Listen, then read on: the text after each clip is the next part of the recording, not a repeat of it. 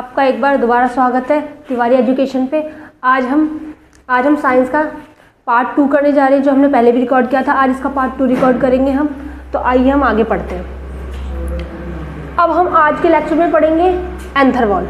अब एंथर की वॉल देखें तो एंथर की बेसिकली 4 वॉल्स होती हैं। पहली है एपिडर्मिस, दूसरी होती है एंडोथीशियम, तीसरी होती है मिडल लेयर, चौथी होती है टैप्टम। तो आज हम एंथर की 4 वॉल्स के बारे में पढ़ेंगे और इनके फंक्शन पढ़ेंगे और इनके सेल्स पढ़ेंगे। तो अगर हम देखें तो इस एंथर के अंदर क्या बनता है, पोलन ग्रेन बनता है। इसकी हम कवरिंग पढ़ेंगे। तो जो सबसे बाहर वाली लेयर होती है उसे हम कहते हैं आउटर एपिडर्मिस। जिसकी अंदर वाली लेयर होती है सेकंड नंबर पे, उसे हम कहते हैं एंडोथीशियम। और जिसकी तीसरी लेयर होती है वो होती है हमारी मिडल लेयर। और जो हमारी फोर्थ होती है वो टैप्टम होती है, जो कि इनर लेयर होती है। तो बारी बारी से हम अब इनके फंक्शंस पढ़ते हैं कि क्या क्या फंक्शन करती है। तो पहले नंबर पे एपिडर्मिस। जो एपिडर्मिस होती है ये हमारी एंथर की आउटर लेयर होती है, जो कि क्या करती है, प्रोटेक्शन का काम करती है। हमें ये पता है जो कि आउटर लेयर होती है बेसिकली उसका फंक्शन क्या होता है, प्रोटेक्शन होता है। अब ये क्या होती है, एक सिंगल लेयर होती है। सिंगल लेयर का मतलब होता है सिंगल सेल से बनी होती है, तो ये एक तरीके से सिंगल लेयर होती है। अगर हम इसकी प्लॉइडी देखें तो इसकी प्लॉइडी होती है 2N। अब हम पढ़ते हैं दूसरी लेयर की। दूसरी लेयर का नाम है एंडोथीशियम, जो कि इसकी प्लॉइडी क्या होती है, 2N होती है। ये भी क्या होती है, सिंगल लेयर से बनी होती है। और ये भी क्या होती है, एलोंगेटेड सेल्स होती है। और इसमें 2 सेलुलोजिक सेल्स होते हैं। एक का नाम होता है हाइड्रोस्कोपिक सेल्स जो होते हैं वो एक तरीके से मॉइस्चर अब्जॉर्ब करने का काम करते हैं। और ये क्या करते हैं, डिस्पर्स करते हैं पोलन ग्रेन को। जैसे कि ये जो लेयर जब टूट जाती है तो इसके अंदर से ही पोलन ग्रेन बाहर आते हैं।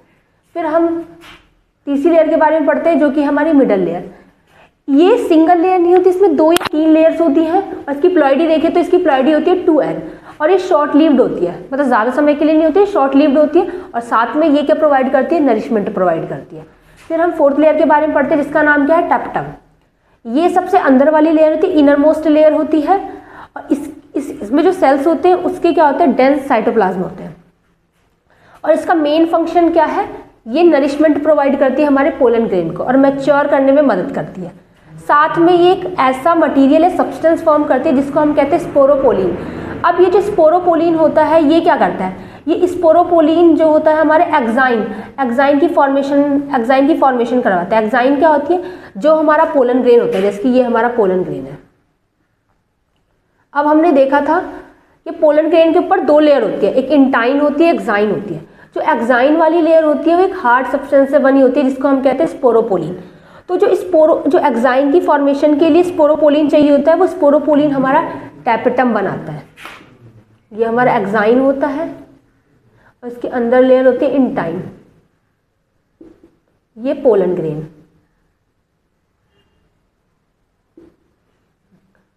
तो ये हमारा टैप्टम का काम होता है। अब हम देखते हैं कि जो टैप्टम होती है ये कुछ एंजाइम्स भी बनाती है, जैसे कि हमारा होता है सेलुलोज, पैक्टिनेज और कैलीज। अब मैं एक चीज़ बताना चाहती हूँ, जो एंजाइम्स होते हैं ज़्यादातर उनके पीछे एक वर्ड होता है ASE वर्ड कहीं भी होता है, इसका मतलब होता है एंजाइम को डिनोट करते हैं ये वर्ड। जैसे कि कैलेज, पैक्टिनेज, सेलुलोज या बहुत सारे जिनके पीछे ASE लगा रहता है।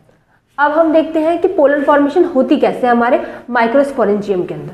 तो इनसाइड माइक्रोस्पोरेंजियम कुछ सेल्स होते हैं जो कि डिफ्रेंशिएट हो जाते हैं। माइक्रोस्पोरेंजियम के अंदर जो हमने ये स्ट्रक्चर देखा था इस तरीके से,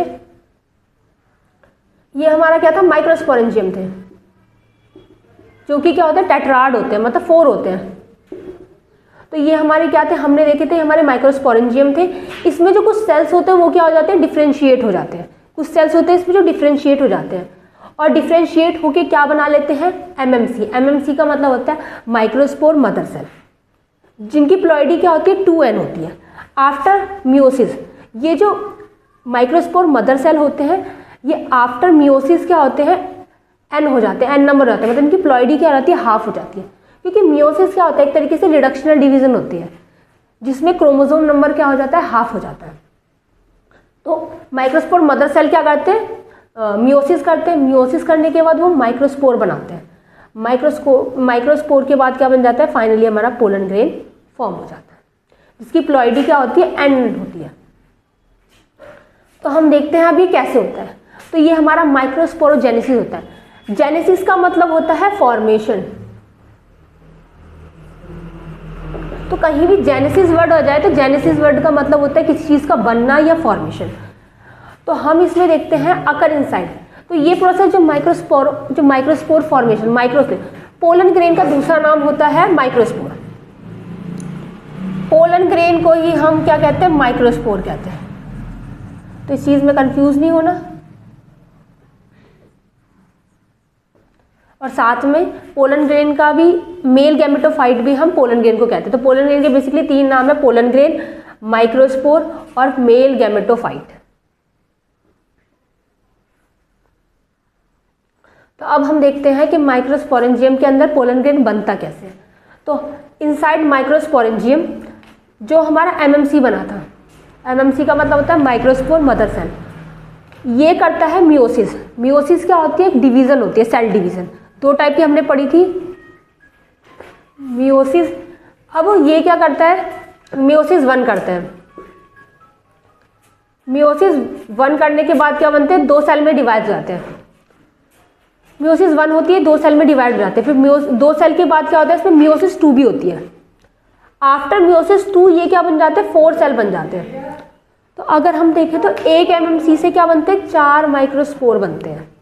तो 1 एमएमसी से क्या बने, हमारे 4 सेल बने, 4 मतलब टेट्राड बने, हमारे 4 माइक्रोस्पोर बने। ठीक है,